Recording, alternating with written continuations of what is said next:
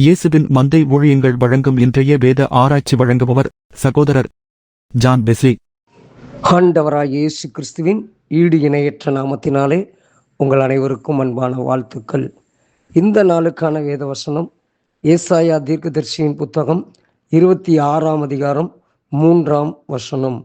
உம்மை உறுதியாய் பற்றி கொண்ட மனதையுடையவன் உம்மையே நம்பியிருக்கிறபடியால் நீர் அவனை பூரண சமாதானத்துடன் காத்துக்கொள்வீர்.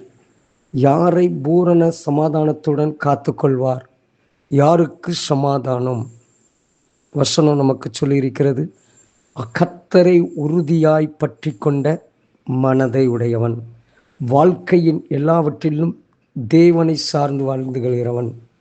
நமக்கு நல்ல உதாரணம் யாக்கோபு, ஏசா. யாக்கோபுடைய வாழ்க்கையை ஆராய்ந்து பார்த்தோம் என்றாலும் அநேக தவறுகளை தேவனுக்கு முன்பாக செய்தான். ஏசாவினுடைய வாழ்க்கையும் ஆராய்ந்து பார்த்தாலும் அவனுடைய வாழ்க்கையும் தேவனுக்கு விரோதமாக அநேக பாவங்களோடு கூட நிறைந்ததாய் காணப்படுகிறது. இரண்டு பேருடைய வாழ்க்கையும் தேவனுடைய பார்வையில் குறை உள்ளதுதான். ஆனால் யாக்கோபுக்கும் ஏசாவுக்கும் உள்ள வித்தியாசம், தன்னுடைய குறைவுகளை உணர்ந்தபோது யாக்கோபு தேவனை பற்றி கொண்டான். ஒருவேளை அவன் எத்தனாக இருந்தாலும் கூட அவன் தேவனை உறுதியாய் பற்றி கொண்டான். யாக்கோபை குறித்து, ஏசாவை குறித்து ஆதியாகமம் 25:27 சொல்லுகிறது, இந்த பிள்ளைகள் பெரியவர்களான போது ஏசா வேட்டையில் வல்லவனும் வனசஞ்சாரியுமாய் இருந்தான்.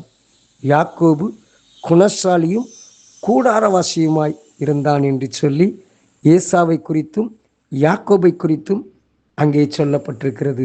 யாக்கோபை குறித்து சொல்லும்போது சொல்லப்பட்டிருக்கும் குணசாலி, கூடாரவாசி. அருமையான கர்த்தருடைய பிள்ளைகளே, கர்த்தரை உறுதியாய் பற்றி கொள்ள வேண்டும். ஆண்டவர் நமக்கு கற்றுக் கொடுத்திருக்கிற பாதையில் நடக்க வேண்டும். ஆனால் ஏசாவோ, அவனுடைய வாழ்க்கையில குறித்து நம்ம பார்த்தோம் என்றால், ஆண்டவருக்கு விரோதமாய் தன் தகப்பனை பழி வாங்குவதற்காக அவன் தீமையான முடிவுகளை எடுத்தவனாய் காணப்படுகிறான். ஆனால் ஆதியாகமம் 28:7 வசனம் சொல்லுகிறது, யாக்கோபு தன் தகப்பனுக்கும் தன் தாய்க்கும் கீழ்ப்படிந்து பதான் அராமுக்கு புறப்பட்டு போனான் என்பதை குறித்து சொல்லப்பட்டிருக்கிறது. அருமையான கர்த்தருடைய பிள்ளைகளே, நம்முடைய உத்தம குணம், நாம் தேவனுக்கு பயப்படுகிற பயம், நம்மிடத்தில் குறைவு இருக்கலாம். நம்முடைய வாழ்க்கையிலே எல்லாவற்றிலும் ஆண்டவரை பற்றி கொள்ள வேண்டும், கர்த்தரை பற்றி கொள்ள வேண்டும்.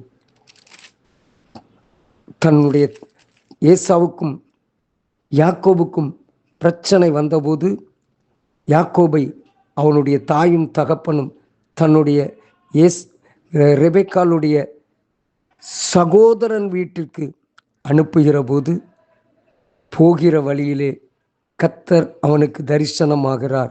தரிசனமாகும்போது ஆண்டவரிடத்திலே அவன் தீர்மானம் எடுக்கிறான். ஆண்டவரோடு கூட பேசுகிறான். ஆண்டவரிடத்தில் சொல்லுகிறான், தேவன் என்னோடே இருந்து நான் போகிற இந்த வழியிலே என்னை காப்பாற்றி உண்ண ஆகாரமும் உடுக்க வஸ்திரமும் எனக்கு தந்து என்னை என் தகப்பன் வீட்டுக்கு சமாதானத்தோடு திரும்பி வர பண்ணுவாரானால் கர்த்தர் எனக்கு தேவனாயிருப்பார். நான் தூணாக நிறுத்தின இந்த கல் தேவனுக்கு வீடாகும். தேவரீர் எனக்கு தரும் எல்லாவற்றிலும் உமக்கு தசம பாகம் செலுத்துவேன் என்று சொல்லி பொருத்தனை பண்ணி கொண்டான். தேவனுக்காக ஒரு நல்ல பொருத்தனை பண்ணினான். ஆனால் யாக்கோபு தந்திரமாய் கடந்து போய்விட்டான் என்றதை உணர்ந்தபோது ஏசா எடுத்த தீர்மானம், ஏசா இஸ்மவேலிடத்திற்கு போய் தனக்கு முன்னிருந்த மனைவிகளுமன்றி ஆபிரகாமுடைய குமாரனாகிய இஸ்மவேலின் குமாரத்தையும் நேபாயாத்தின் சகோதரியுமான மகலாத்தையும் விவாகம் பண்ணினான். திருமணம், தேவனுக்கு விருப்பமில்லாத இடங்களிலெல்லாம் திருமணம் செய்து தன்னுடைய வாழ்க்கையை கரைப்படுத்தினான். ஆனால் இவன் எடுத்த தீர்மானமோ, ஆண்டவருக்காக வாழ்வேன், ஆண்டவர் என்னை பலப்படுத்தி காப்பாற்றினார் என்றால் ஆண்டவருக்காக நான் வாழ்வேன். ஒருவேளை நம்முடைய வாழ்க்கையிலும் நம்முடைய குறைவுகள், நம்முடைய வாழ்க்கையில பலகீனங்கள், நம்மிடத்தில் தவறுகள் வெளிப்படும் போது நாம் நல்ல தீர்மானங்கள் நம்முடைய தீர்மானம் எப்படிப்பட்டதாய் காணப்படுகிறது? ஏசாவை போல வைராக்கியத்தை வெளிப்படுத்துகிறதா, அல்லது யாக்கோபை போல குணாதிசயங்களை நற்குணங்களை வெளிப்படுத்துகிறதா? சிந்திப்போம். கர்த்தரை சார்ந்திருந்தால் சமாதானம் சூழ்ந்து கொள்ளும். யாக்கோபை சமாதானம் சூழ்ந்து கொண்டது. யாக்கோபு தேவனால் ஆசீர்வதிக்கப்பட்டான். ஆனால் ஏசாவோ மனம் மாறுதலை விரும்பியும் அதை பெறாமல் போனான் என்று சொல்லி வேதம் கற்றுக் கொடுக்கிறது. நாம் ஜெபிப்போம். அன்பின் தகப்பனே, நாங்கள் உம்மை சார்ந்திருந்து உம்மிடத்திலிருந்து வருகிற சமாதானத்தை பெற்றுக்கொள்ள உதவி செய்யும். கர்த்தர் உங்களை ஆசீர்வதிப்பாராக. God bless you. ஆமேன்.